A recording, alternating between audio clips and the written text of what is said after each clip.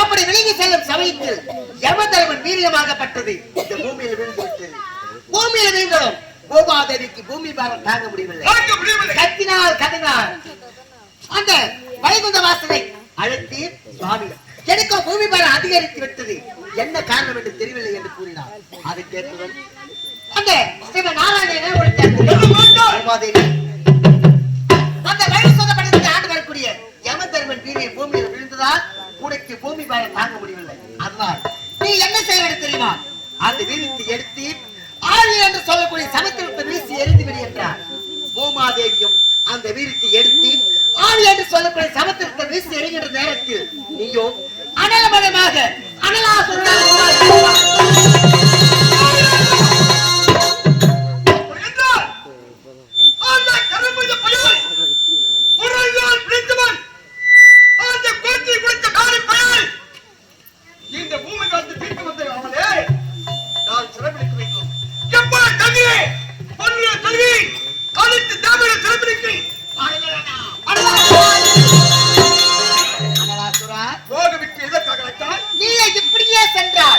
மும்மூர்த்தி தேவர்களை சிறைப்பிடிக்க முடியாது.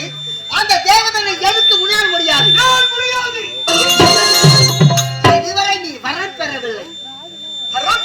ஆமாப்பா, வரம் பெற்றால்தான் மும்மூர்த்திகளை எதிர்க்க முடியும். அது மட்டுமா, உன்னுடைய தாயாதிகள் எத்தனையோ அசுரர்கள் சிவபெருமானுக்கு வரம் பெற்று இருக்கின்றார்கள்.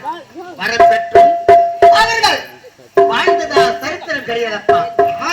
வரம் பெற்றால் அசுரனும் அழிந்து விட்டார்கள். எத்தனையோ பேர்கள் நீ சிவபெருமான எடுத்து சிவபெருமான நோக்கி வரம் இருக்கும். வரம் பெறக்கூடாது.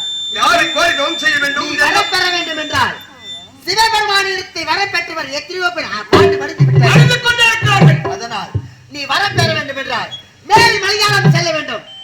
மலையாள பகவான் ஆடு பன்றி கோழி என்று முக்காவு கொடுத்து மலை போல் சாதப்படுத்தி பகவதியை வணங்க வேண்டும். அப்படி மேல் மலையாள பகவதி எடுத்தால் நீ அரிய பெரிய வரங்களை பெற்ற வேண்டும். எப்படியோ